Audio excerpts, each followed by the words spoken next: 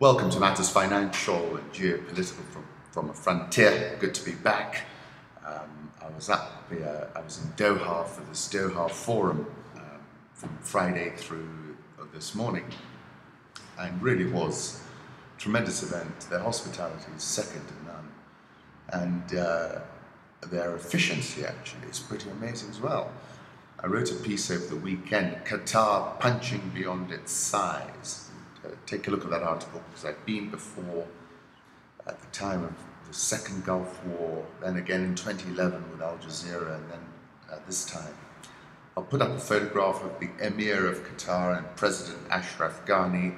Lots of interesting people. Ashraf Ghani, President of Mauritius, Ban Ki-moon, the UN, the Yemen fellow, all kinds, really very interesting. Day two, which was yesterday, top 10 problems facing the world over the next 50 years, was part of a presentation. And Dr. Syed Tokir Shah said 1 second of the sun can supply the world's energy for a year. And I think he was trying to make the point about how fossil fuels were being threatened by all this renewable energy. World energy consumption, story of growth, of course, and really I've got to thank the Qataris, because they organize a fantastic forum and are overwhelmingly generous in the way they operate. You know, you get met from the plane, you get held in a VIP lounge. It's just tremendous and interesting discussion. Obviously, with the Qatari slant, there was an argument between one side and the other, a shouting match between Iran and the Kuwaiti. A lot of worries about the Iranian threat, and sometimes, you know, sitting here, it's difficult to appreciate how people are feeling, and I think that was the first time I really got an inside view that they feel that the Iranian threat's very, very real. The central bank governor is going to be my guest this Saturday on Mindspeak. We serve breakfast from 9:30 in the morning. I do hope you can make it. It really is a tremendous event, and he is extremely erudite, extremely interesting, and going to be worth listening to, and I think a lot of people are going to turn up. I did an interview with him last week.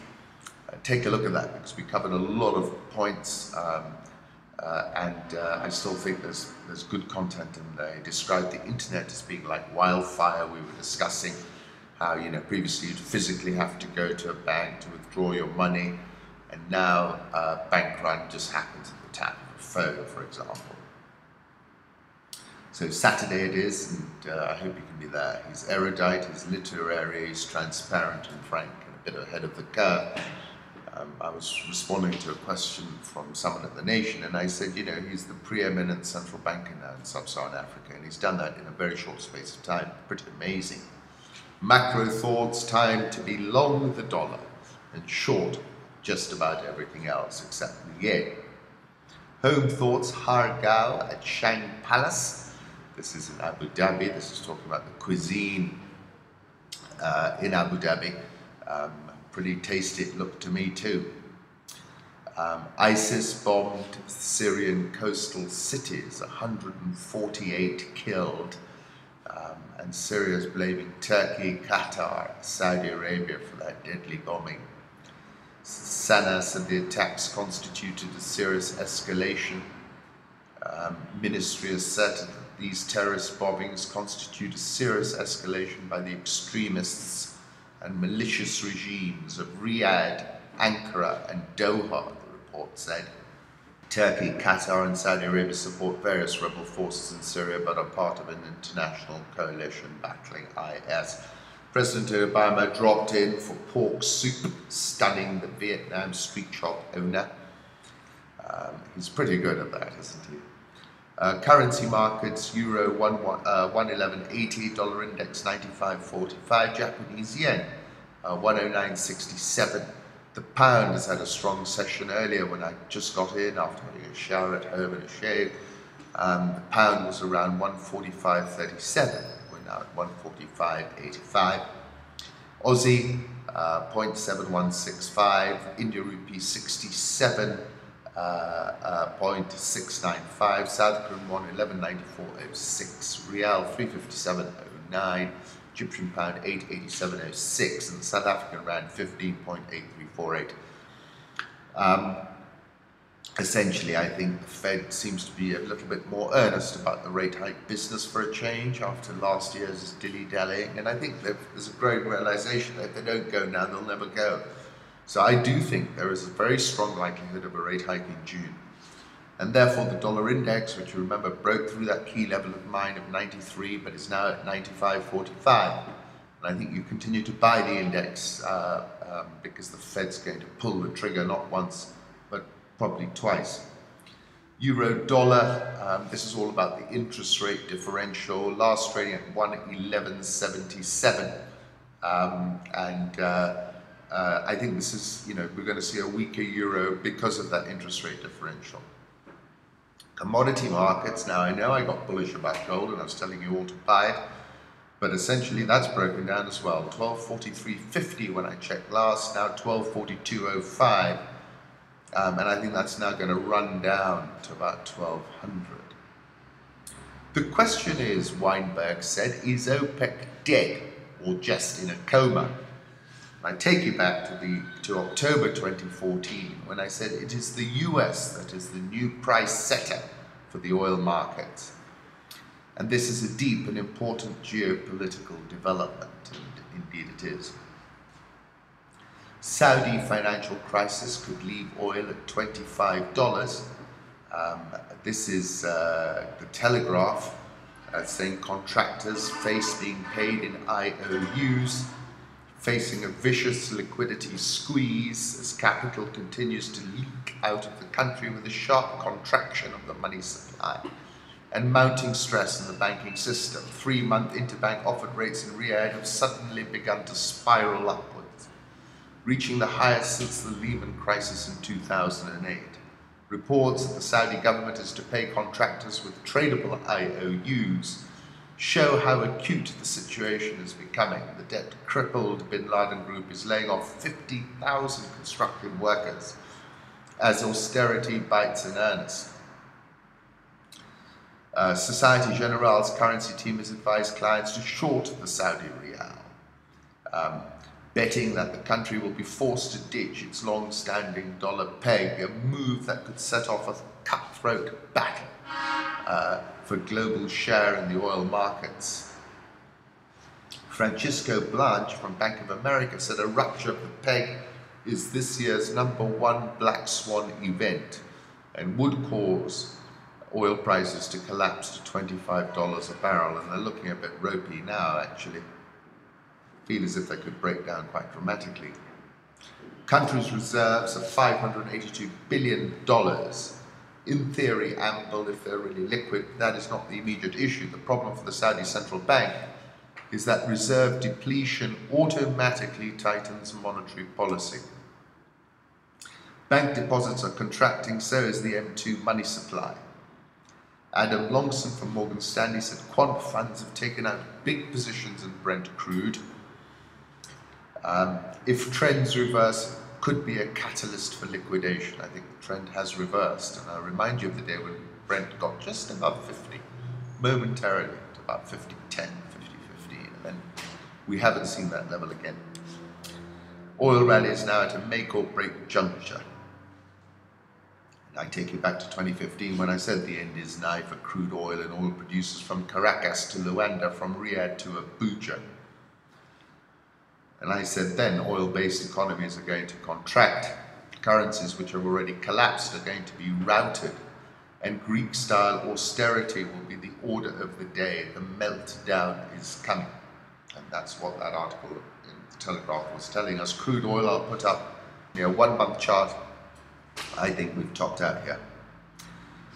Russia goes it alone with first Eurobond since sanctions, struggling to cover a widening budget gap. Russia's selling its first Eurobond since being hit with international sanctions 2 years ago.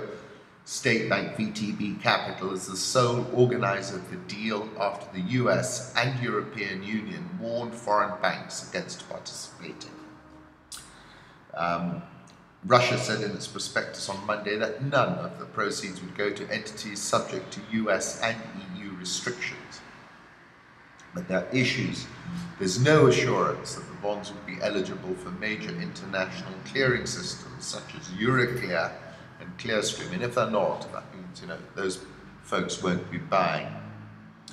Beyond raising cash, the deal could have important symbolic value for the Kremlin. This is the point, which is sought to minimize the impact of sanctions since they were imposed in 2014 over the conflict in Ukraine. For Moscow, this is not about the money. It is about the messaging of undermining and eroding sanctions. That's the point. Sugar is so scarce in Venezuela that Coca-Cola will stop production. Lack of raw materials. Iconic drink is the latest to join a group of basic products becoming scarce in a country beset by currency controls, goods shortages, and the world's highest inflation rate. Sugar suppliers in Venezuela have informed us they will temporarily cease operations. Venezuela is experiencing the worst recession in decades. The falling price of oil, which accounts for about 95% of foreign currency earnings, pushes international reserves to a 13-year low of $12 billion. The economy contracted 5.7% in 2015 and is expected to shrink an additional 8% this year, according to the IMF. Inflation rate is projected to climb to almost 500%. We've spoken about that as well previously. The African Development Bank issued its African Economic Outlook. I think they've sort of lent to the optimistic side here. Africa's economic performance held firm in 2015. Continent remained the second fastest growing economic region after East Asia. Continent's average growth is expected at 3.7% in 2016. No way, Jose. You've already got a contraction in Nigeria. You're going to have South Africa at 0. That's half of it. And pick up to 4.5% in 2017. In 2015, net financial flows to Africa were estimated to $208 billion, 1.8% lower. Not sure that's accurate either. Interesting theme of their report is how the continent is urbanizing at a historically rapid pace, coupled with an unprecedented demographic boom. The population living in cities has doubled from 1995 to 472 million in 2015. This phenomenon is unlike what other regions such as Asia experienced and is currently accompanied by slow structural transformation. According to the authors, lack of urban planning leads to costly urban sprawl, don't we know it? In Accra, Ghana, for example, the population nearly doubled between 1991 and 2000, increasing from 1.3 million to 2.5 million inhabitants at an annual average growth rate of 7.2%. During the same period, the built-up area of Accra tripled, increasing from 10,000 hectares to 32,000 hectares by an average annual rate of 12.8%. In the same report, they're talking about in 2015, Sub-Saharan Africa, excluding South Africa, grew faster than the continental average at 4.2%. East Africa leading the way at 6.3%. Growth in Central, North and West Africa was above 3%. Southern Africa grew by an average of 2.2%. Several countries, Cote d'Ivoire, Djibouti, Ethiopia, Mozambique, Rwanda and Tanzania, were among the fastest growing countries in the world, with growth between 6% and around 10%. Mozambique, of course, is not going to repeat that. Have a look at their urbanization report. The US can now sell chicken to South Africans, but that doesn't mean they'll eat it. Dollar rand 15.8348. We've had all that uncertainty around Gordon, which hasn't helped. So the rand is actually at the bottom of its trading range. But given the move I'm expecting in the dollar, I think the rand could pop over 16. The resource curse is a much talked about phenomenon, but what about the pre-resource curse? The resource curse is a much talked about phenomenon. Pre-source curse, when a country's economy is derailed not by resource exports, but by the mere prospect of them.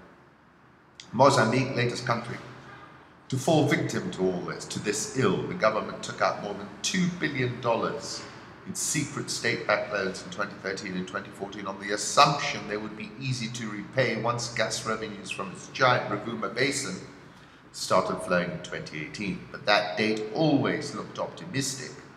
Now, after the oil price collapse, even a 2021 startup, when the largest of the debt repayments is due, looks unlikely. With the government broke and at real risk of a sovereign default, the FIDs could be pushed back further still. Brazil and Ghana, for example, are both arguably cases where elevated expectations of oil returns led to macroeconomic recklessness, but Tanzania is perhaps an interesting counterexample. Tanzania, as I said to somebody here, have taken such a lead in such a short space of time under Magufuli. Kenya has suffered massive losses, the pipeline in particular. Mozambique heads for default after missing loan repayment deadline. We knew this was on the cards. Funnily enough, I met President Gwebeza at the Doha Forum. Mozambique was heading toward a default on Monday after the government failed to honour sovereign guarantee behind a $535 million loan taken out by a state-run company to build shipyards that have not materialised. We knew this was coming. Put up a photograph of Maputo from the sea. Police engage anti-IEBC protesters in running battles in different parts of the country yesterday. And this was all over the international news, and I'm afraid it's spreading geographically and in intensity, and we're still such a long way off the elections. Kenya's central bank has cut its main lending rate to 10.5%. That's a 100 basis point cut. I didn't expect it this time round. But there we go. Overall inflation is expected to decline and remain within the government target range in the short term. So the MPC inflation fell to 5.27% in April from 6.45% in March. Kenya's economy is expected to grow 6% in 2016 and the current account deficit to narrow. This is the central bank governor again, expecting a 6% expansion and the current account deficit to narrow to 5.5% of GDP in 2016 from 6.8%. Kenyan Wall Street attended his press conference this morning, and he tweeted, "The interest rate spreads in Kenya are quite large. Amid central bank governor, bankers must do the right thing." About Imperial Bank, the forensic audit continues well and it's complicated. It's the largest scheme Kenya has ever seen. According to Business Daily, the Imperial Bank owners offered auditors 500 million shillings in sweetheart loans. It really is murky. Prime residential price increase in Nairobi among the world's highest at night, Frank. Uchumi creditors to convert Kenya supermarkets' debt into equities. That's the positive step. They've been trying to do that for a while. They've obviously got some traction now. The stock fell to a record low of 3.4 shillings on May 19th, and at that point it was down 70%. So I think the debt-to-equity swap is actually a net positive for them. Kenya shilling at 101, obviously off a little bit since the rate cut, but I expect it to remain firm. I'm glad to be back. Thank you for stopping by. I'm deeply grateful.